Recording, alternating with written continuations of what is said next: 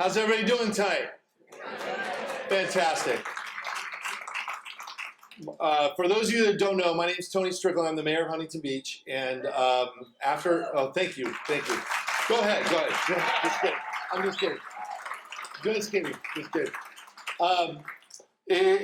After I got elected and some of our team, Gracie Vandermark's here. Give her a big round of applause. I believe I heard Natalie Moser somewhere here. Give her applause in the back. Thank you for coming. And again, like I firmly believe as elected representatives, our job is to be out in the community. I do not ever want to hear a constituent say you only come around during election time. And it's a big complaint that a lot of people have, and rightfully so. And so one of the things I said when I became mayor is I'm going to do a lot of these town halls, community coffees, mayor's mixers. I had a coffee yesterday. I think it's very, very, very important for elected officials to be in the community and get voices heard. We're not always, look, we have a lot of people here. We're not always going to agree 100% of the time. I don't agree with my wife 100% of the time. But I do think God gave you 2 ears and 1 mouth for a reason. And I do believe there's a lot of times where citizens come up and give you unbelievable suggestions and ideas. And I would like to take those voices with me to City Hall. It'll make me a better mayor. It'll make Gracie and Natalie Moser better council members to hear from the community. And I do want to thank you all for taking time out of your busy schedule. I really do. The most valuable commodity you have in your life is your time. It's something you can't get back. And there's a lot of other things you can be doing tonight. This shows you the commitment that we have here in Huntington Beach, that we have great citizens here who are deeply concerned about our quality of life here. And so with that, tonight, I thought it would be very important to talk about housing. Is one of the primary things that, quite frankly, I said that I was going to do if I was lucky enough to get elected, along with what they call the Fab Four. And I'm not trying to be political here, but I'm just saying we came out and we said the first thing that we're going to do is unleash Michael Gates and sue the state over the high density laws coming down from Sacramento. Look, I personally believe less government is better government, but government closest to the people is best for the people. And what might be good for Fresno or Bakersfield or Sacramento or San Francisco is not necessarily best for Huntington Beach. And I don't like the one-size-fits-all coming down from Sacramento. And especially I don't like what's coming on from Sacramento in terms of the kind of mandate they gave to Huntington Beach. They gave us a mandate, the RENA mandate, of over 13,000 high-density units for low-income housing. And to put that in perspective, to understand, most high-density buildings will be penciled out 15 to 20% low-income, but the other is market-driven. And then that actually does drive out the price of real estate in our town. But on top of that, if you understand how big that number is, you're talking about 40, 50, and even more high-rise, high-density apartment buildings here in Huntington Beach. And that dramatically changes what we are as a city. And I think this fight is fundamental, personally. I think it turns in Huntington Beach from the suburban coastal community into an urban center. And I always say there's nothing wrong with urban living. I almost moved to New York out of college. But I think a lot of people here in Huntington Beach like the suburban coastal community that it is today, and they don't want to live in an urban community. And that's what I've heard from most of you. And I will tell you, a lot of our previous councils have done a remarkable job. We have done more than most in Orange County in terms of affordable housing. People forget that. But we've done more than most in terms of affordable housing. If you understand Huntington Beach, we're 95% built out, and the other 5% is in areas like the wetlands that no one wants to develop. And so for the most part, our past councils have done a remarkable job at building out the city in a way that we like here in Huntington Beach. And I will also be remiss to say, from my perspective, I don't think this is candidly all about affordable housing coming from Sacramento. In fact, if you understand the numbers, 95% of Californians live in 5% of the area space. And there's no incentives to build in that 95% from the state of California. In fact, the governor if you see him, he exempted his home county in Marin of these housing mandates. And if you understand that he's in the wine business, he also exempted Napa as well. And also Montecito, where Oprah Winfrey lives, they don't have any mandate. And I will tell you, San Bernardino County, for example, they want to develop, and the state's coming down and stopping them from development. And so I think this is a larger issue personally. I think it's an issue that says we don't like suburbs. I don't think there's an accident coming from Sacramento that we have the highest gas tax in the country. We have the highest car registration fee in the country. And when they spend money on transportation, they generally don't spend it on roads and highways. They spend it on things like the bullet train and mass transit. And they're trying to do whatever they can to get you out of cars. And they don't like the suburban lifestyle. And I think California legislature wants to urbanize the state. And I will tell you, from my perspective as mayor of Huntington Beach, I will not let Governor Newsom do to Huntington Beach what he did to the city of San Francisco.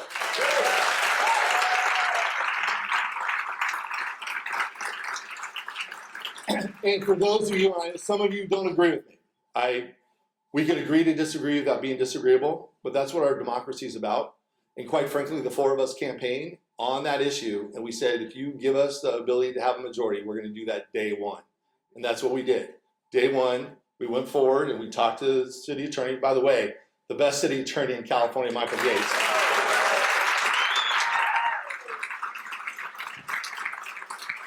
And here in Huntington Beach, we're uniquely situated to do this fight. One, we're a charter city. It's in our Constitution. Number two, we do have an elected city attorney where he's on a fixed budget where we can work him to the death. Sorry, Kelly. We're working him to death. But he is also a homegrown Huntington Beach resident that loves Huntington Beach and absolutely has a passion for Huntington Beach. And is a remarkable attorney. So this is a fight that we're in for the long haul. If we have to go to the Supreme Court, we're going to the Supreme Court. We're in it for the long haul because it's fundamental. In my opinion, it's fundamental. It's fundamental about the quality of life of the people of Huntington Beach. And, this is what this fight is, and we're in this fight for the long haul. And I thought it was very important to have this housing town hall. So you've heard some things in social media. We're here to give you the straight scoop of where we are and where we're going as a council and also in our lawsuit. And so with that, again, from the bottom of my heart, thank you each for taking the time to be here. And without further ado, I want to introduce to you Michael Gates, who's done a remarkable job as our city attorney, and he'll update you both on our state and federal lawsuit with the state of California. Michael Gates.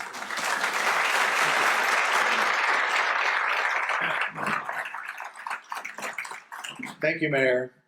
So the mayor comes to me and says, I want to have a town hall, and I want to have a really good turnout. What do you think we should talk about? I said, housing.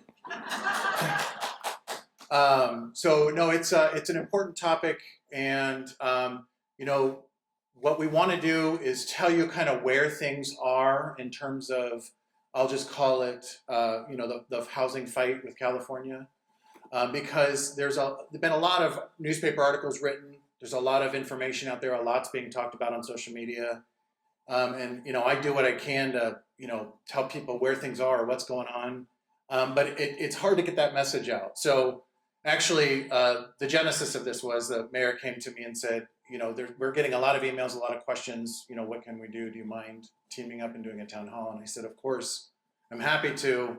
One of the things, as you may know if you saw me out on the campaign trail this last year and before, is I absolutely love and frankly adore speaking to the community directly. This is one of my favorite things, honestly, which is why I actually love campaigning. I know it sounds crazy, but when you do the job that I have, and you're up in City Hall, locked up in an office doing legal work, or you're in the court, it's so nice and refreshing to come out and just talk to regular folks, right? And just talk to them about what's going on in the city and hear what they have to say. So from the bottom of my heart, thank you for coming out and being here with us tonight. And know that this is really, frankly, a pleasure for me, a privilege and an honor. So thank you so much for being here.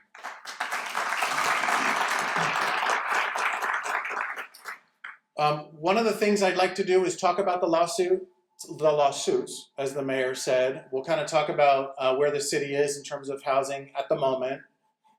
I know there are lots of different opinions about housing policy, right? Should we have a highly progressive policy? Should we implement the will of Sacramento as it relates to high density development, Huntington Beach, things like that? This really isn't intended to be a debate about policy, right? And if you're welcome to ask questions after we give our presentation. And if there are questions about policy, I'm happy to let the mayor speak to policy. I really truly stay in my lane of the law. So I will talk about the lawsuits and the law, and I will answer questions on the law. One thing I do want to emphasize is I think that there's a perception out there that, you know, hey, we're doing this to try to, Gates is doing this to try to prove something to Newsom, or that we're trying to give the middle finger to Sacramento, or whatever it is. And that really is not what we're doing here. What we're doing here, frankly, is doing everything we can to fight for Huntington Beach. When I go into court every day, I literally imagine the community behind me. I'm standing there representing the entire community, the city of Huntington Beach, and I'm there advocating for the best interest of the city. And every time I'm engaged in a legal battle, it's approved by the city council. They have to give me the green light.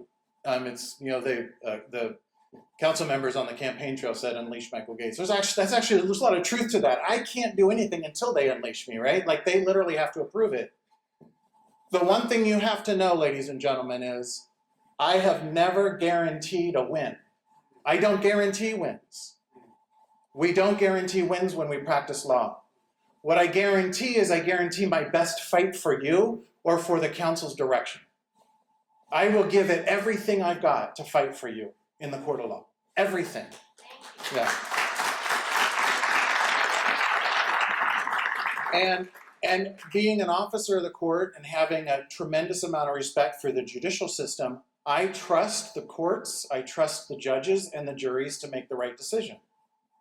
And so I put forth my best effort as an advocate, and the system decides if I'm right or wrong, or if my client, the city, is right or wrong. But I don't guarantee wins. So, you know, there have been comments on social media, you know, oh, Gates, you're never going to win this, or why are you promising that, you know, we're going to win this, or why are you fooling people into thinking we could win this? Look, I will say this, I'll get into the lawsuits in a second. I will say this, what we do, the arguments that we have, what we present to the court is very, very compelling, and it's legally sound. Else I would recommend to the city council, we cannot file it. We cannot file that lawsuit. I will also tell you, on the other hand, that we have won improbable lawsuits where I had actually counseled city council about our chances. And I won't get into how I counsel or what I say to city council, but I can tell you the outcome did not mirror the chances that I presented to city council. And yet council, for whatever reason, wanted to move forward with it anyway, and we happened to win. So I'm here as an advocate for the city at the direction of the city council. And I give it everything I got for you, ladies and gentlemen in court. And it's up to the system to decide if we win or lose. I just wanted to put that out there. I think it's an important point to make. So I just to start, there is a state lawsuit, meaning the state has sued the city of Huntington Beach over housing. And then there's I call it the federal lawsuit, and Huntington Beach has sued the state in federal court over housing.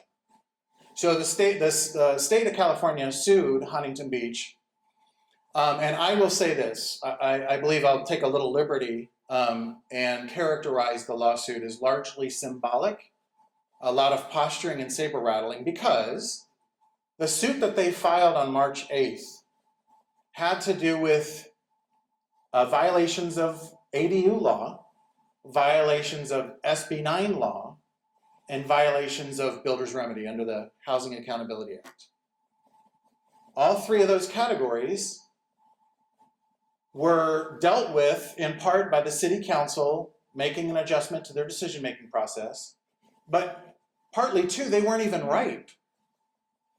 they weren't even ripe. They weren't ready to be adjudicated. In other words, the city hadn't actually violated anything. For instance, on SB 9, the city had never received an SB 9 application ever. We never denied one, right? On builder's remedy, the state was alleging that we violated state law because we passed a builder's remedy ban. We had started that process, but we never finished it. And for them to file that lawsuit on March 8th, prematurely, speaks volumes of the type of lawsuit. It wasn't a serious lawsuit. Okay, that's point number one. Point number two, the state now seeing what I had been telling them, basically now has taken the position on that state lawsuit that we're going to dismiss all of those causes of action that we had in that lawsuit, and now we're going to insert a brand new violation of the city violating the housing element law. The city on April 4th, the city council voted to not adopt or approve the housing element update that was presented by city staff. Now, it was city council's prerogative. Each member decided on their own what they wanted to do on that vote, and it failed. So the state then alleges from that point forward, April 4th, that the city is in violation of housing element law because the city council didn't vote to update the housing element that night. Does that make sense? But what they're doing is they're now trying to take those allegations and insert it into the old lawsuit that they had filed in March. And that technically, there's a lot of technicalities when it comes to law, technically is improper. If you're going to bring essentially a new claim under new law with a new set of facts, you have to file a new lawsuit, right? Now you may say, what's the difference? Because the state found out somehow that we were going to be filing our federal lawsuit on March 9th.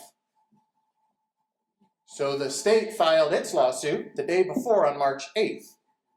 There is a concept, if there are any lawyers in the room, known as priority, that if there are competing lawsuits in different courts, especially in federal versus state, that one may be stayed pending the other one that was filed previously. That's called priority. The problem for the state is the federal lawsuit, the lawsuit that the city filed against the state, was a challenge to RENA and the RENA mandates and the RENA methods against HCD in the state of California, having nothing to do with ADU law or SB 9 law or builder's remedy, nothing. So they literally were two completely different and disparate lawsuits. So the priority pursuit by the state doesn't really work, except they're trying to shoehorn it into working by now going into court and asking for leave to amend their original lawsuit so they can jam in a bunch of housing element violation claims, which, as I said, technically is improper. And we're going to oppose it. The hearing's on June 9th. You're all welcome to attend, although there's probably far less sitting in the courtroom than here. You're welcome to attend, and we are going to take the position, or we're arguing to the court, look, the state can bring these claims all they want, but they have to file a new lawsuit. And if this court's going to amend this lawsuit to allow them to do what they're asking to do, then it should be deemed filed as of June 8th and not relate back to March 8th. So I kind of oversimplified it, but that's the status of the state case. Again, when I say state, I mean the state filing against the city of Huntington Beach in state court. That's the status of that case. Oh, Gates, you're losing. No, we're not. No, we're not. We're not losing. Nothing's changed. And in fact, people who are hypercritical of lawsuits and how they're going, it's really not fair to the courts. Allow the judges and the juries to make their determinations, please. I do. I may go out and say our case is compelling, but I'm not sitting there daring the court to make the right decision or anything like that, right? So I would ask the community to not jump to conclusions and to try to understand what's going on with these lawsuits. I just told you where the state lawsuit is, and kind of that's the status of it. Let me jump to the federal lawsuit. So we filed that on March 9th, and the federal lawsuit is kind of like the mother lode of challenges to the state on its authority over housing mandates.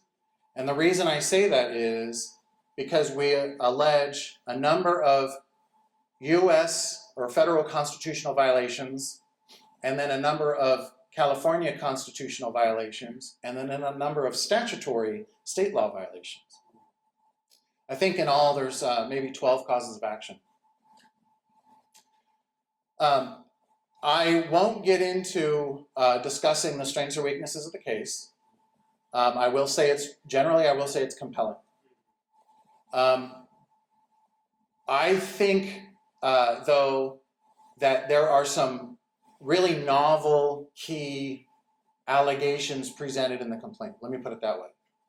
Key allegations presented in the complaint. One of which is state law, the way it operates right now, state housing law, the way it operates right now, and this is pled in the complaint, so I can say this much. State law basically forces city councils, as they're approving and updating their housing elements and updating their zoning updates, right, their zoning enhancements, and their RHNA, the Regional Housing Needs Allocation, it basically forces them to go through a process or an exercise of doing an environmental review. And then when the environmental review is done, it presents a report that includes statements of the impacts on the environment. And that's pursuant to CEQA, the California Environmental Quality Act. The environmental review is pursuant to that state law. State law requires an environmental review for any proposed project or zoning change that may impact the environment. Okay, it's real simple. CEQA requires City Council to conduct an the city to conduct an environmental review of any proposed project or zoning change that may impact the environment. So when that environmental report is presented to City Council, it details every impact on the city, every impact. If it's done right, if it's thorough, it presents every impact. There are negative impacts that can be mitigated. There are negative impacts to the environment that a project or zoning change can be mitigated, right? So if a project's going to go in a certain location and the streets are narrow, the EIR, or the environmental impact report, may say, well, you're going to have such a new high concentration of traffic, the street's not wide enough. The city may say, then we'll widen the street, right? You can mitigate the negative impacts to the surroundings or the environment. But then there are other things that can't be mitigated. And those are called substantial and unavoidable negative impacts to the environment. Well, in this case, the EIR presented a list of negative impacts to the city of Huntington Beach by the proposed high-density update to our zoning. The housing law says you have to pass a statement of overriding consideration in order to clear that hurdle, that CEQA hurdle, the environmental hurdle, to get to the nuts and bolts of implementing the housing program, the new housing program, the new zoning. Well, the statement of overriding consideration, when it comes to the substantial but unavoidable impacts to the environment, negative impacts to the environment, it basically has statements in there, and I'm painting with a broad brush, but it basically says, we're okay, we, the city council, we're okay, the benefits of high-density development outweigh the negative impacts to the environment. Let me say that again. It basically says the benefits of the high-density development, the proposed high-density development that was presented by City Council, outweigh the negative impacts to the environment. And City Council basically has to accept that, right, to move forward with the process of implementing the housing update. And in this case, on April 4th, the City Council, including our mayor, said, I can't in good conscience say that. I've reviewed the environmental report. I see the substantial and unavoidable impacts. And I can't say the benefits of high density outweigh the negative impacts to the environment. It's essentially, ladies and gentlemen, forced speech. The city council is basically being compelled by the housing law that says you have to do CEQA, yes, but you also have to adopt a statement of overriding consideration, the speech, in order to move on with the implementation of updating your zoning. And so council members objected to that and said, I'm not going to have my speech forced. So that's the basis for the theory in our lawsuit that there are First Amendment violations. We have a whole host of other issues in there, due process violations, so on and so forth. But then I want to jump to the California constitutional violations. You hear all the time that we're a charter city. And what's interesting is a lot of people say, oh yeah, we're a charter, but who cares? Like it's some receipt in a drawer or something. Our city charter is very, very substantial. And it's a legitimate, it's more than legitimate. It is our highest authority for legal documentation in the city of Huntington Beach. Our highest authority.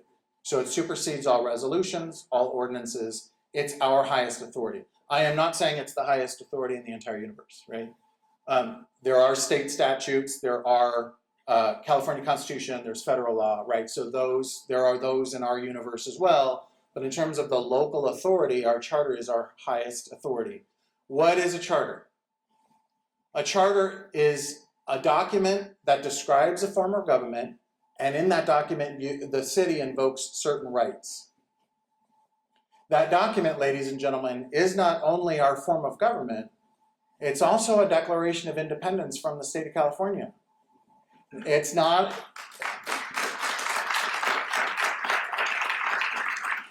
It is not a categorical declaration of independence on all issues. But when a charter invokes local rights and authority, that comes from the California Constitution. That is not a right given to charter cities by the state legislature.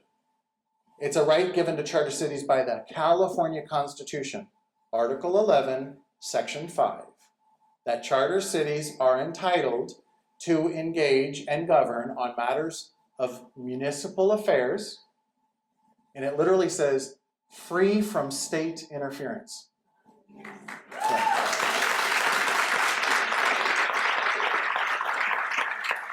Now, there's a whole body of case law and a bunch of cases about what is a municipal affair, right? So that now you're like, well, gosh, it's been crystal clear up to this point. Where's the catch? Here's the catch, right? There are courts litigating or cities litigating all up and down the state of California and have for decades what is and what isn't a municipal affair. Local zoning since the dawn of time has been considered a local municipal affair. Now, local municipal affairs can be transmuted over time into matters of statewide concern, meaning the state then sort of takes over and has preemptive effect over local authority, right? So we recognize the power of the state. I want to recognize the power of the state, but without ignoring the power of charter cities. Charter city authority derives its power and authority from the California Constitution. That's really, really important. So when people want to say, well, it's just a charter, or what does it mean to be a charter city? It's actually a California constitutional principle. It's pretty significant. So else, why would you adopt a charter? Why wouldn't you just be a general law city, right? So there are benefits to it.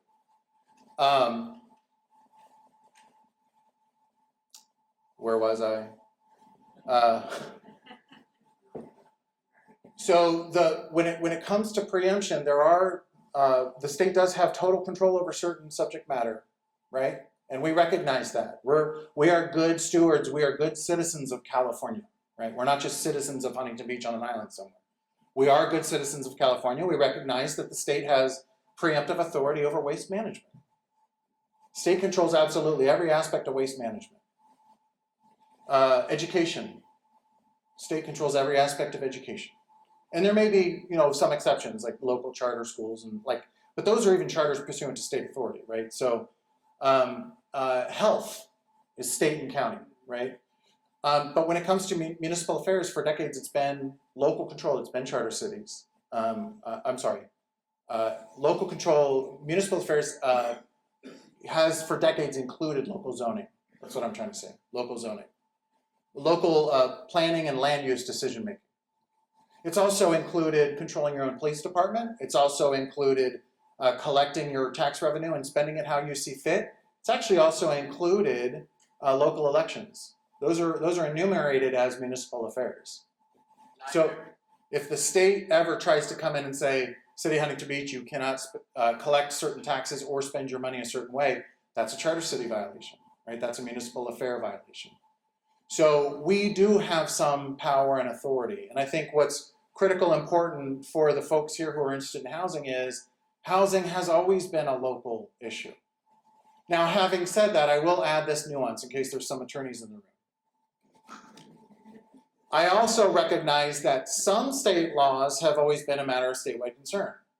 Some state housing laws have always been a matter of statewide concern. But it's broken up in two categories. The state laws that basically say, hey city, if you're going to zone, then you have to have a general plan and you have to have a housing element and you have to update your housing element every 8 years and da-da. Those are a matter of statewide concern because they affect every single city in California the same way without exception.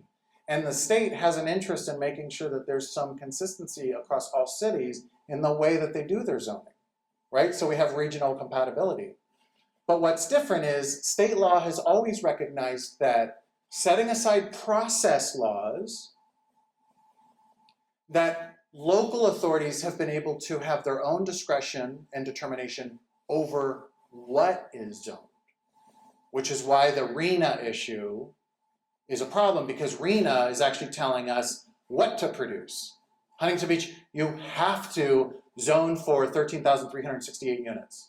And now there's a flurry of new state laws that it's going to be coming down that isn't simply that you have to zone for, but it actually says you have to build, right? So now the state's telling cities what to do in terms of production.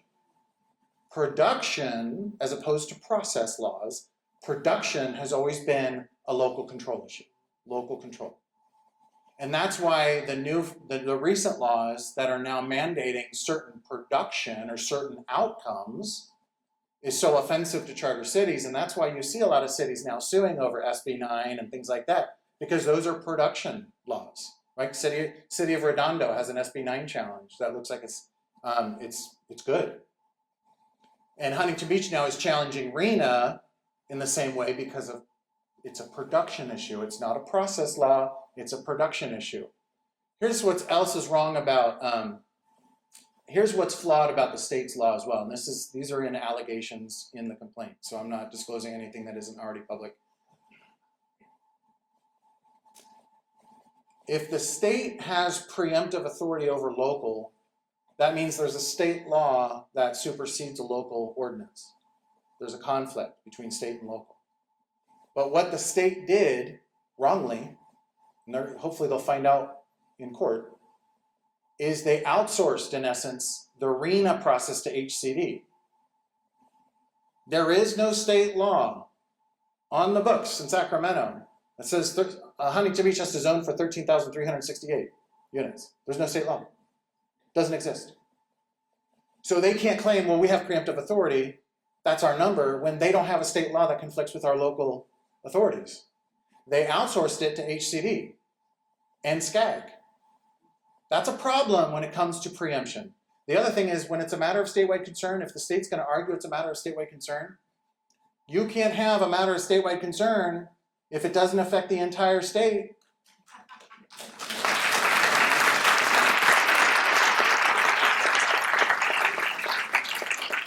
I think that's sort of a statewide concern. You can't exempt Marin County. You can't give Marin County special treatment. Napa gets to buy out of their RENA. Napa gets to get a number and then buy out of it. Say, oh, here's a couple $1 million. We're buying our RENA, right? City of Commerce is spelled out with an exception in the code as well. City of Commerce. So you can't do that. You also can't say that the mandates apply to high density areas or already developed areas like Huntington Beach, but without any incentives to build or develop in undeveloped areas. San Bernardino, as the mayor said, wants more housing, yet the state won't let them because there's environmental laws that protect Joshua Tree. Well, the state can't create its own conflicts of laws and then say one's a matter of statewide concern. You can't do that. It undermines that. And finally, there was an independent state auditor in the independent state auditor in 2022 found that HCD's numbers that they derived, or their methods and applications to jurisdictions with regard to allocating the RENA, wasn't supported by the evidence. Well, quite literally, the state auditor, the state agency, state auditor, independent auditor said HCD's approach was flawed and its results or conclusions were flawed. How can that be a mandate? Your Honor, why should we have to follow that number if their state auditor, their own auditor, said it's a bad number? So there's a whole host of issues. And it's so bad that the state legislature actually took up the task of trying to reevaluate the RENA process. And actually now they're sort of scrambling to try to fix it. But it's too late. We've detailed in the complaint how they don't meet that standard of statewide concern. And I think it's actually extremely compelling. And I've heard from a number of very seasoned attorneys who have reviewed our complaint. And for the naysayers in Huntington Beach, I've seen on social media saying this is a ridiculous complaint, it's going to fail out of the gate, it's dead on arrival, blah, blah. That's fine, everybody's entitled to their opinion. But we've had some very seasoned attorneys say, this is incredible, we think it's a winner. So, we'll see. We will see. We will see what the courts do with it. Like I said, I really do trust the process as an officer of the court myself. I believe in what I'm doing, but I also believe in doing it to its conclusion and then finding out the result. Some confusion, arose when the federal court in that federal case came out and said, we're denying the temporary restraining order. A lot of folks in the community, because of some of the way the newspaper articles were written up, said, oh, we're losing in our case in federal court. No, we're not. No, we're not. There's a lot of things that we're doing as a matter of process that sort of set the stage for what's ultimately going to be adjudicated. One of them is a temporary restraining order. We went into court and said, Your Honor, basically there's an emergency here. Our council members' First Amendment is being violated by these laws. Please put a stop to it. And the court said, the judge said, I don't see a violation here yet. And he said a bunch of other things. I know his decision is out on the internet. He said a bunch of other things, but he articulated basically the standard for even getting a temporary restraining order granted. Ladies and gentlemen, out of 100 temporary restraining order requests, like one ever gets granted. It's like 1%. Getting a temporary restraining order granted, the bar is very, very high.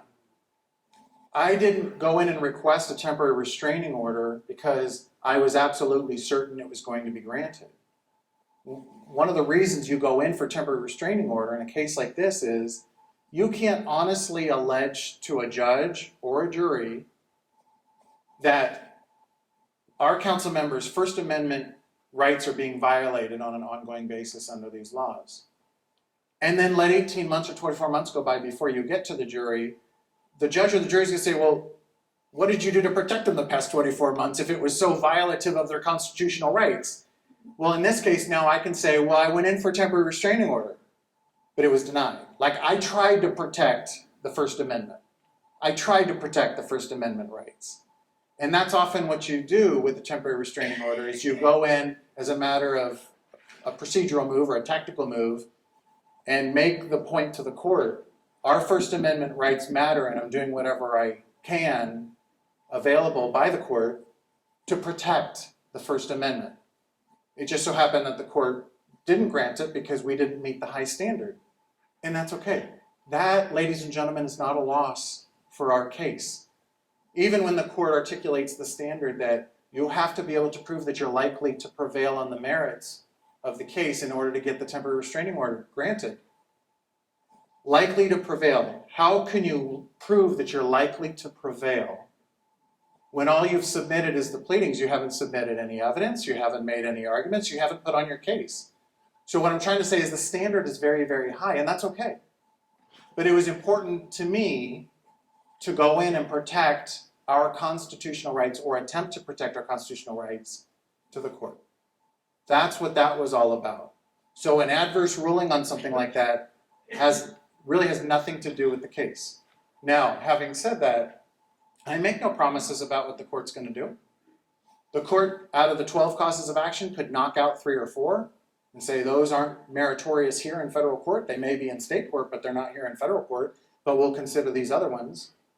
Or the court could say, look, this whole thing, even though it makes federal allegations, it doesn't belong in federal court, it belongs in state court. The court could do anything it wants.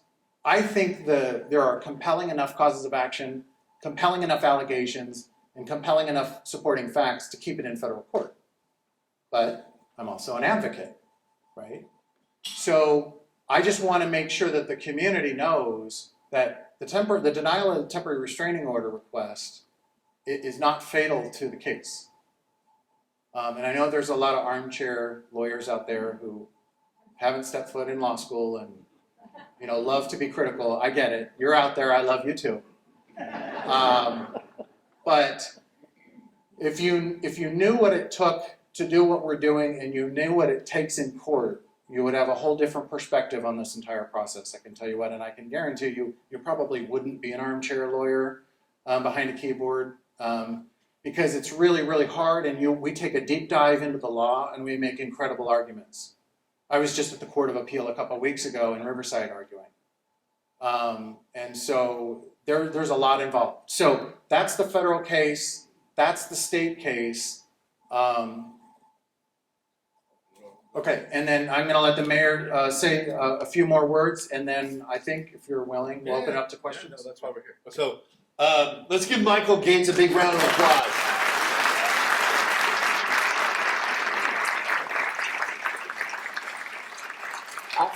I don't know about you, but I felt like I went through a Pepperdine law class just now. It was like or Chapman or wherever. So, we are very blessed to have Michael. And in fact, Michael downplays some of this, and he has to as a lawyer. But I will just say, just recently, he got $25 million from the state of California and winning the lawsuit from our redevelopment fund. So let's give him a round of applause.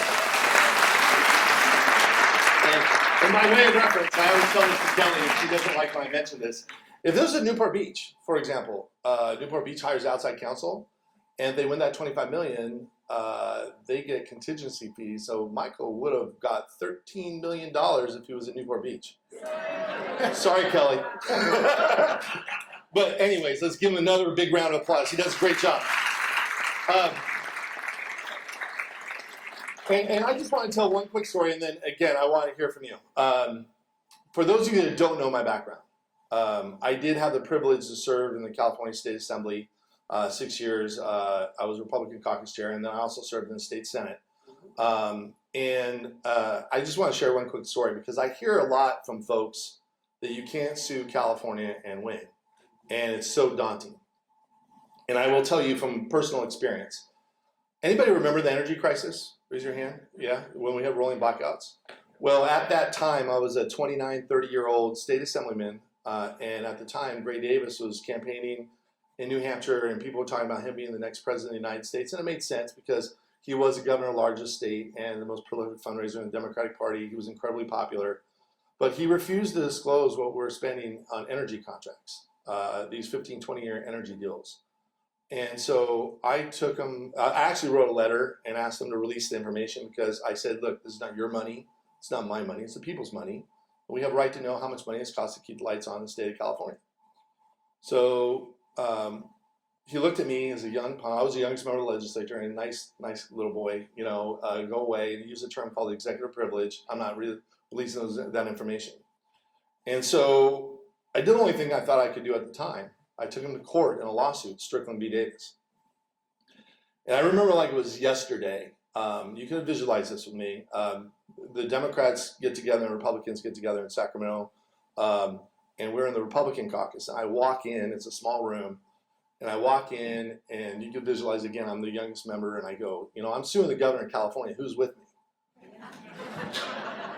And to say I didn't get a warm response is an understatement. In fact, a lot of my colleagues, my Republican colleagues, took me outside afterwards. They put their arm around me and they said, look, Tony, this is the governor of California. You go forward on this lawsuit, you're going to be the worst office in the Capitol, which I ended up being. He's going to veto every piece of legislation you have. And we think you have a bright future in politics. You're going to end your career before it gets started. Now, that's my Republican colleagues telling me that. And that was gut check time, but I knew it was the right thing to do. I went forward. Not only did we sue the governor, we won in court.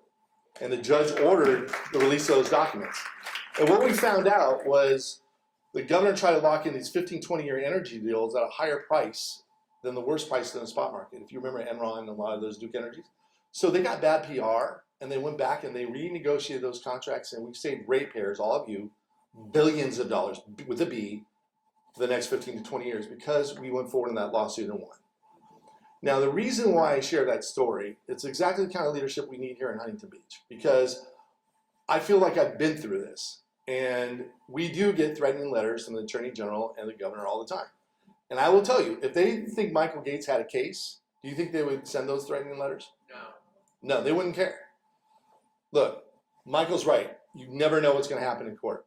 But again, we believe this is a fundamental fight for the quality of life on Huntington Beach, and the fight's worth having. So that's why we're here tonight. Thank you. So with that, we have a podium here. If you want to come up and ask a question, if it's a technical lawyer question, it's going to go to Michael. If it's more of a policy, I'll answer it. In fact, maybe bring up Gracie. No, she doesn't want to come. So go ahead. Mr. Gates, question for you. Thanks for the explanation on the arena mandate. Two questions related to that. With HCD, is that the same process that's used throughout the state? And since we're pointing out that it's flawed, should we expect that other cities will also challenge that in court? So that's a really good question. It's equally flawed for HCD for other areas and regions throughout the state. So yes. I think we've gotten dozens of phone calls about what we're doing, how can we join from other cities. And what we're finding is that cities want to join. They look forward to filing like an amicus brief, like a supportive brief. But as the mayor said, a lot of them don't have a pretty robust in-house attorney team. A lot of them have to outsource. So they're all doing the calculations and they're like, joining your lawsuit could cost us, $300,000 of new money, new cost for them, right? Because it's a new project for an outside law firm. So a lot of them are kind of doing that cost benefit, and they're like, well, if you win Huntington Beach, we win. So why would we spend $300 to join you when if you win, we win? So that's their calculation, but there's a tremendous amount of interest and support. And I've had a number of talks with other mayors and other city council members from other cities. Can I add something? Yeah, please. If you don't mind, I'm going to add something. I'm a board member of the ACCOC, which is like the League of Cities for Orange County. I can't tell you, and Gracie knows this, but there's so many other cities that have said, way to go, we want to be part of it. But there's also a little part there of us being the charter city, and we want Michael Gates to take the lead on this. And the more people come in, the last thing you want is a zillion lawyers like second guessing each other. That's one. Number two, we have such a high number here in Huntington Beach. And some of the other cities don't have the same kind of arguments that we have in terms of being a charter city, our own city attorney, and that. But I will tell you, we've had countless of cities up and down the state of California calling me and calling Gracie and others saying, way to go, because what's good, when we win this race, when we win this lawsuit, it's not only going to be great for Huntington Beach, but it's going to be great for local control in California. So.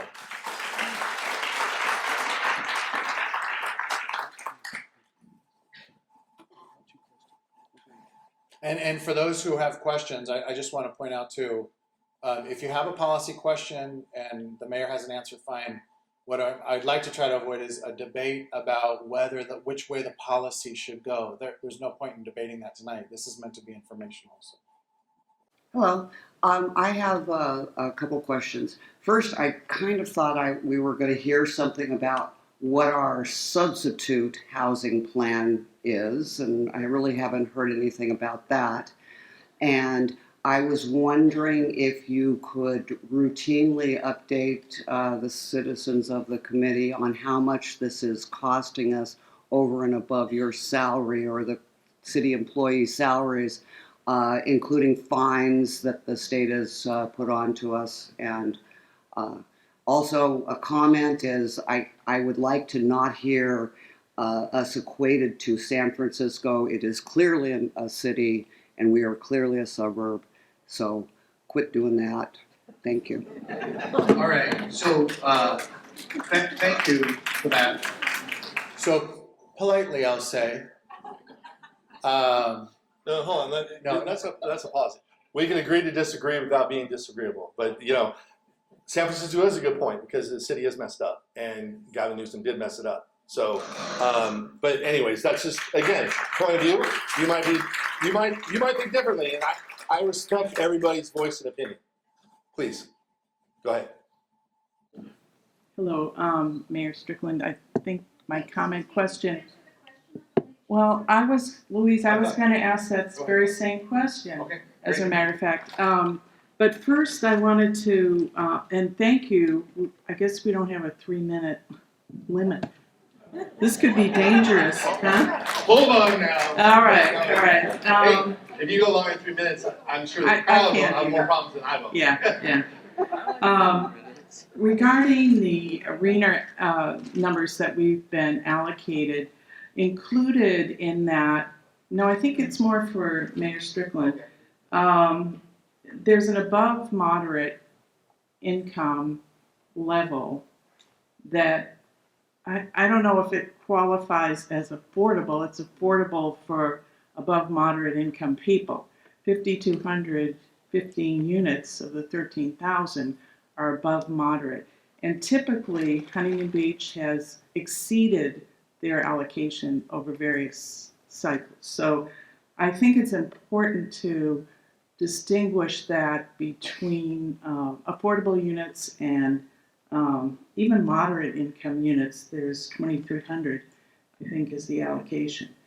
Anyway, so my question is, I did expect to hear a housing plan, and I'm very concerned about loss of revenue related to not having a housing element and how we might make up any funds that may be lost as a result of that.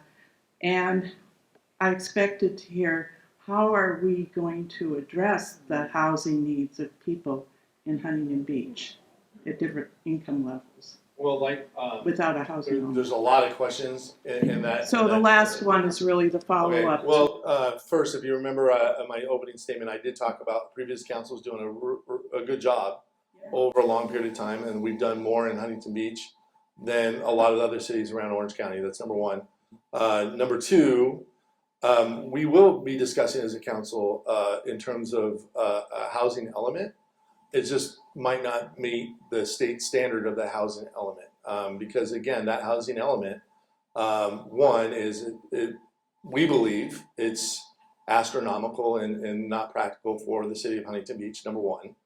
And number two, again, as Michael Gates said, not only did the city sue, but I put my own name on that lawsuit, and I know Gracie Vandermark put her own name on that lawsuit because it is a First Amendment right. I do not believe that the governor's mandate is more important than all the mitigations that you normally have to do in terms of environmental review, in terms of noise and traffic and everything else. So I don't go along with that statement of overriding consideration. So those are the answers I have. We will, as a council, talk about maybe moving forward on housing element. But I will tell you, I am not going to sign off on a statement of overriding consideration, which is required by the state. And clearly, I'm not going to sign off on that kind of a number for the city because I do believe that urbanizes a suburban community that wants to be suburban. Can I answer the expense quick? And just to follow up in terms of, there was a brief reference, and I lost my questioner, to cost. So in-house, it costs nothing more to have me work harder.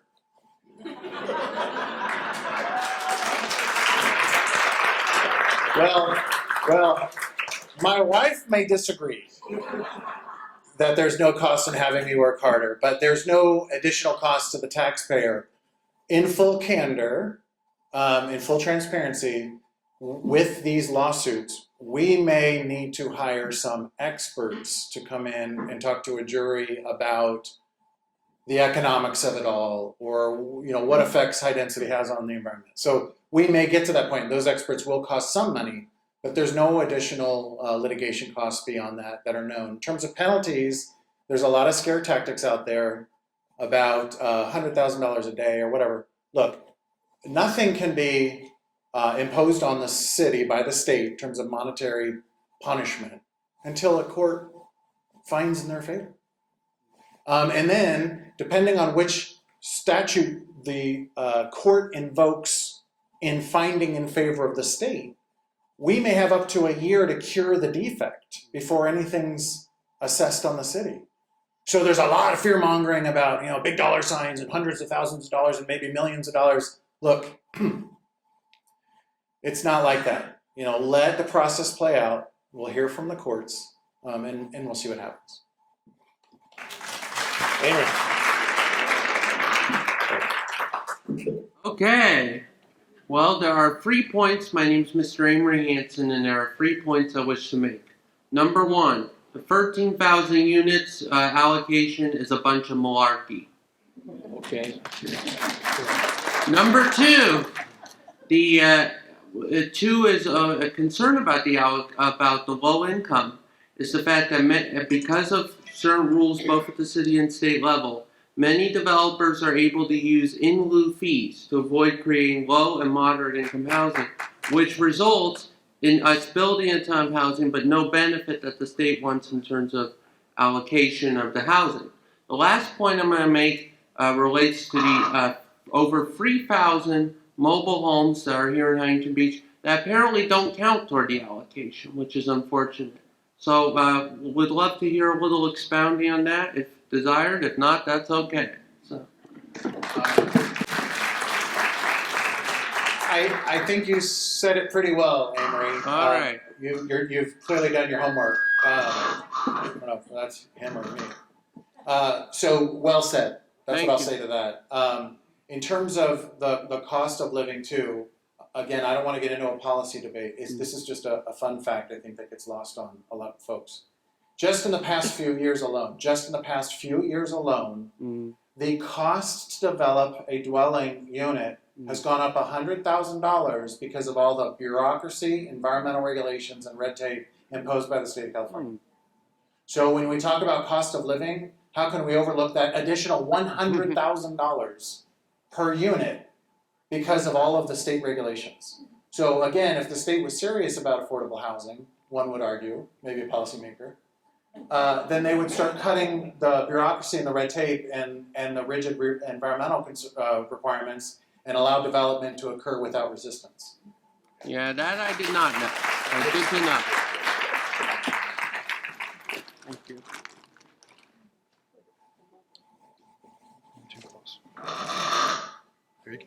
First of all, thank you very much for having this forum. It's important for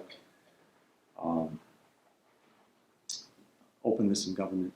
I think the 2 fundamental principles underlying your case beyond quality of life are freedom and private property rights. I think that property owners, legitimate property owners, own their property by right, not by permission. If the government ever decrees that we own our property by permission only, that means the government can dictate what we can, what we cannot do with our property. So if we're going to be submissive and subject to the dictates of government as far as our property, that means we've lost our freedom. So private property rights and freedom beyond quality of life are what at stake here. Thank you.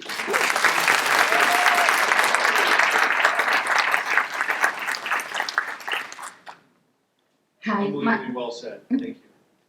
hi, my name is Jana Stopnik, and I'm actually here to. Two things really struck me. One is when Mr. Gates said the thing about how the state filed on the 8th versus our filing on the 9th. And then the other thing I want to talk about is families in the city of Huntington Beach. And my last name is Stopnik, and our family moved here, my husband's family moved here in the 1950s. And we've had over 100 people. You know, I'm the mother of 5, grandmother of 8. My husband's brothers, they all had like 7 kids, one, another one had 3. We raised our kids here. I've lived in Huntington Beach for 35 years. And, but I'm the last one, and we're getting evicted out of the city of Huntington Beach, and we'll be gone on July 3rd.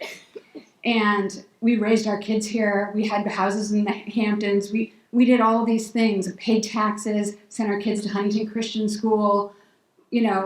Our nephew's married to Lindsay Pye, the daughter of Aaron Pye, who owns Huntington Surf and Sport, a dedicated surfing family in this community.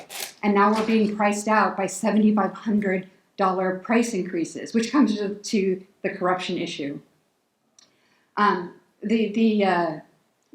I feel is happening is this subterfuge that's happening with the builders, the developers, and the property management companies, and in particular UDR, which is this $23 billion company out of Colorado that manages Pacific City, residences of Bellaterra, and Beach and Ocean, among others in the area. They raised our rent $7,500 without notice in January, and now we're being forced. We're being evicted. I've got a lawyer's hook us, so we're getting not technically evicted, but we really have to flee Huntington Beach, and it really is terrifying. I mean, it's like I worked all my life in technology and supported my family, of 7, and we did all these things, and now I'm 61 years old. I'm a recent widow. My husband died in January of last year, but still it's a year, and I have a daughter living with me, and her and I are basically, we don't know where we're going on July 3rd. And I thank Mr. Gates, because I actually did send him a message, and he has had me send some stuff over to his office. But I just feel like this pincher move that's happening, because I got involved at Residences of Bellaterra when they were putting in the new building project that's going in over, what's that place? Burlington Coat Factory. And I went down and I talked to the people that were the developers. And I feel that this is like a retaliation against me, as well as being politically involved. I mean, Gracie, I talked to you. I mean, when you guys were trying to get elected, I really wanted that to happen, because I didn't want to see this happen to Huntington Beach. So I feel this pincher move that's happening, if you will, is going after people. And we know that there's political operatives. You guys have seen it all in the city council, right? There's people, like when I was out doing the voting monitor thing, you know what I mean, where you go in and you do the poll watching. Doing that, I could hear the other voices of people watching other people. There's just so much subterfuge that's happening in Huntington Beach. And I guess my question is, are you guys really aware of all of it? And are you going to do anything, are you just going to let all these family, I mean, it's not just our family, I know, we're scattering to the ends of the earth, whether it be England or Utah or Hawaii or wherever we can go. But it's like, we're this exodus, after living 35 years in Huntington Beach. So is there anything that we can do to... Whatever your case may be, if there's something that's illegal or needs to be addressed, you're welcome to send an email to me, as you did. And just for anybody, I'm happy to be the conduit to other departments, whether it's code enforcement, but even the district attorney, if there's anything that can be done. I'm not suggesting that in your case there could be, but if there's anything that I can do to help connect you with the right resources, I'm happy to do it. And I know the mayor and the city council is as well. Yeah, actually, though, just one other thing to that, though. I guess my bigger point of that was about the subterfuge that's happening. Like, are you guys aware that the developers that they work together with people that are property management, and that they intentionally try to get like longtime residents like me by these rent increases? They try to get us online to go talk about rent control in Huntington Beach, for example. So what I'm saying is they're trying to get the citizens against what you guys are doing by forcing us with things like evictions and stuff like that. Well, and I know we see a lot on our end, and for every one email, for every email like yours, I get 100 others, right, from residences and residents. And so we follow up on everything, we pursue everything, we do know a lot, and I'm certainly, it's unfortunate your circumstance, but I appreciate everything that you've said tonight.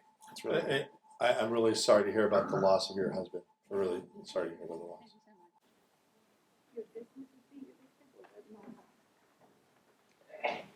I happened to notice today that the city of Huntington Beach is doing some hiring, and I looked at the salary ranges. And if you look at the very bottom of the list of the range, possibly that person could not afford to live here, because most of the apartment complexes or places you go to rent require you to have a $75,000 minimum salary to even fill out an application. So when you look at the salary range that our city's offering, or if you look at, for say, I'm a starting teacher in the Huntington Beach City District, or I'm a starting teacher in Ocean View, we can't afford to live here.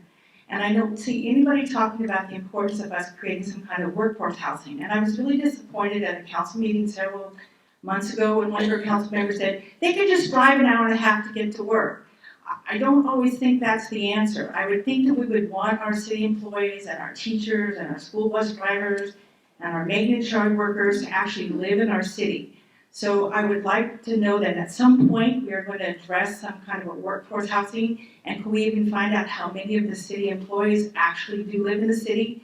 Because again, I was at a city council meeting when one of the staffers who was reporting, she said, I don't live in this city because I can't afford it. And people in the audience booed her.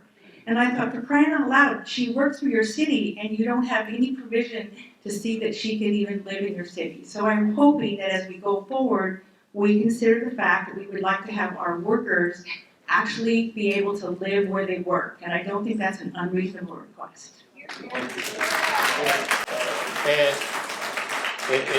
if I could just respond, you talked about people coming in and starting out. I will tell you, my first job was working as a field rep for Assemblyman, and I got $1,000 or $500 a month. It's starting out. And I didn't get to live in that city that I worked in either. But what you did is you got good experience and you drove. And quite frankly, for those of you I went to college, like I lived on top ramen. Sometimes when you start out, you build up your ability to have affordable. You live where you can afford. And I will tell you, we will look at some of these things. But ladies and gentlemen, we live in Huntington Beach. Go up and down the coast. We live in probably the nicest place in the world. And if you look at coastal communities, let's walk them through. Santa Barbara, Malibu, Manhattan Beach, Huntington Beach, Newport, San Diego, Dana Point. Almost all those areas are very expensive. It's a supply and demand. There's so many people that love to live near the ocean. And the closer you get to the ocean, the more expensive that property is, like it or not. And at the end of the day, we will look into things, because we do want people not to spend 2-3 hours on the road.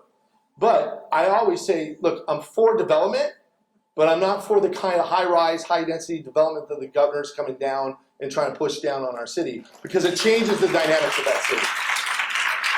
Yeah. And I do just want to add that the legal battles that we have in court, they are not a policy, they don't take a policy position. What they're saying is local control is paramount, state laws violating local control and violating the Constitution. That's what that's about. It's about local control. So if cities want to have progressive housing policies, they can. But those should be local decisions. So the comments that are made here about, we should have more housing and more workforce housing, okay, fine. That's a debate that you can have with policymakers and come up with the right policy, but it should be decided at the local level and not by the state of California.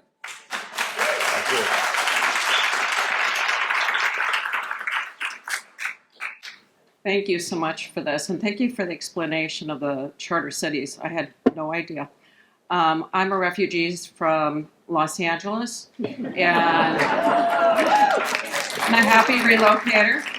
And speaking as a native Angelino, we had high density housing, we had road diets, we had rent control, we had the wonderful mix of what is supposed to make a most beautiful and wonderful city. We had no green spaces at all. For all the preaching, there was no green space. That was run over with the high density housing. They imposed the rent control on all mom and pop owned buildings and mobile homes, and they're all gone. And who came sweeping in for the fire sale? The big developers that wanted the high density housing. So that's why I think we have to be very careful about that. If we cannot win this fight, then we absolutely have to impose rent control on the developers in the high density housing. Because the 20% they're talking about, that's not middle class. That's Section 8. And those are incomes well below what we all enjoy here or don't enjoy here. But really, it only exacerbates things, and the density increases, and pretty soon we're not going to have Central Park. I can guarantee they want to put condos all around there, and we're not going to have any wetlands. And that's one of the more beautiful things. We don't preach it, we do it. And that's why I'm going to hopefully stay in OC for the rest of my life. Sorry, I didn't have a question. Okay, this is part policy, part legal, but the state imposing all these rent controls over everybody is what driving people to ask for high rent and to ask for $75,000 that the person would make to qualify for an apartment, because they made it virtually impossible to evict anybody. So any landlord, no matter how low the rent is, they have to make sure that somebody can make the payment, otherwise the landlord cannot make their mortgage payment. So when people say we have to have so much income to qualify, that's the state policy that everybody has to oppose, and they should not cheer Newsom for putting rent control on everybody. They should oppose rent control, because when you leave it up to the market, good landlords give starter families or individuals the chance to come in and live if you keep a nice, clean home, even if you don't make a lot of money. But if you are faced with you can never evict them, they can live there for free, and you're still liable for everything, and they can sue you on top of that, then you don't want people to come in unless they have tons of money in the bank and make a lot of money. That's your only, and pretty soon they're gonna take that away too. So anybody who thinks that rent control or low income is good, it's not. You leave it to the free market, and then everybody gives somebody a chance. But that's my point. And just a quick comment, slightly different. When it comes to the state attempting to regulate markets, like that comment, I defy anybody in here, and if you can show it to me, I'll look at it, I'll read it. Show me the data or the study that shows that these high density mandates, which increases the supply of housing in our local jurisdictions, results in actual affordable housing. It doesn't exist. It doesn't exist. So that's another challenge to the statewide concern issue. The state legislature, in its law that preempts local authority, has to accomplish its goal. It's not going to be able to. Okay, so we're gonna freeze the line here, the last four speakers, because 10 to 7, we promised we'd be out by 7. So next four speakers, and then we'll conclude. Go ahead. 2 questions. Number 1, yes or no, are we a sanctuary city? Sanctuary from what? Well, what I'm getting at is we have quite a few people crossing the border. I understand there's quite a few coming to California. Do we have a plan? Well, that's a different topic. That's next week's town hall. It does cover housing. I can let the mayor speak. That's all policy, so I'm gonna defer to him. It sounds like I have my subject for my next town hall. No, I don't know about the sanctuary though. No, and the issue is when it comes to immigration, the city has no controls, right? That's a national and arguably, in some respects, a state issue, not a city issue. So we are or we aren't a sanctuary city? So if you're talking about specifically SB 54, which is the sanctuary state law, Huntington Beach challenged that law as a charter city. Huntington Beach won, and hold on, the story's not over. We won, and we were actually exempted as a sanctuary city, so the sanctuary state laws did not apply. But then the Court of Appeal reversed, and I can show you the opinion. The court, in my humble opinion, applied the wrong analysis and the wrong standard. And I will say this, because it's being recorded. The Court of Appeal applied a standard that the state Supreme Court never applied. The state Supreme Court has never applied the 4-part VISTA analysis to a subdivision B case.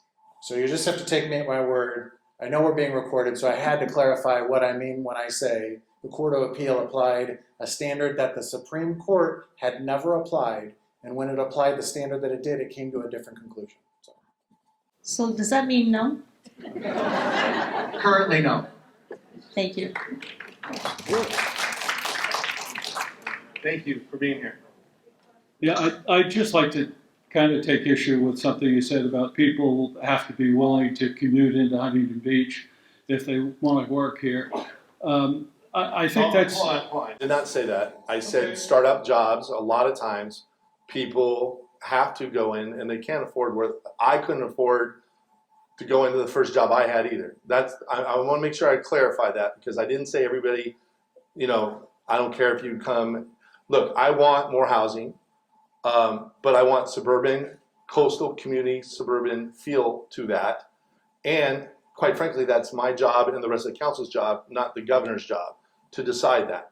So the answer is I do want people to be able to afford a place in Huntington Beach, but I also know, as I stated, that when you're in a coastal community, the properties are a lot higher because it's a desirable place to live. That's what I said. So go ahead. Okay, I think we're at risk of changing the nature of Huntington Beach because if you look at it, we're closing elementary schools because young families can't afford to live here. And I think that's part of the problem. Well, I would cut you off. A lot of elementary schools throughout the state are closing down, and I think it's because of kind of the curriculum that they're putting in those public schools. I want with my child to private school because there's certain things that you don't want they don't like the curriculum. And so if you look at charter schools and you look at private schools, their enrollment's way up, just so you know. I haven't seen that data, but I think, let me make one more point.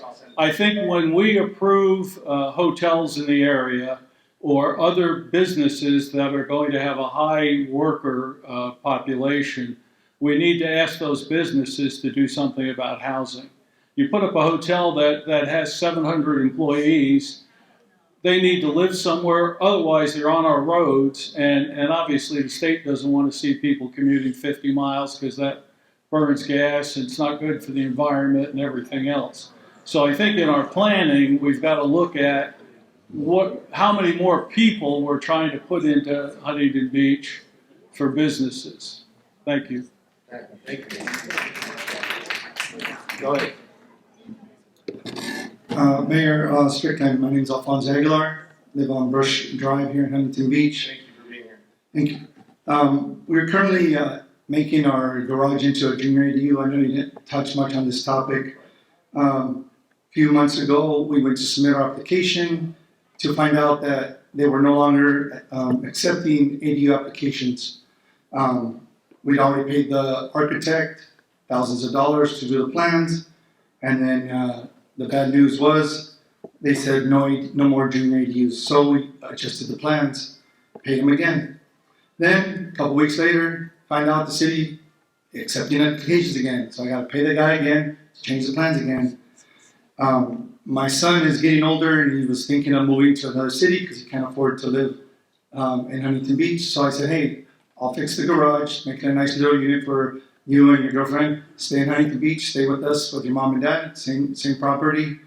What are the plans as far as the city changing to not accepting applications for junior ADUs? Oh, we're accepting ADUs at City Hall right now, currently, and Just trying to avoid any surprises because and nobody said anything when I quite went. frankly, ADUs are part of that housing element that we're going to be talking about moving forward. So I don't foresee it changing in the near future. Okay, I'm just trying to predict, do I have to pay the architect again to show up to the city and say, hey, sorry, we're not taking applications again? So. And you want to? So as of now, there's no plans on not fire accepting away. applications? No, they're accepting applications. Go ahead. Okay, Yeah. there's no deadline on that? No, Okay, I'm aware. just wanted to clarify that. Yeah, thank you.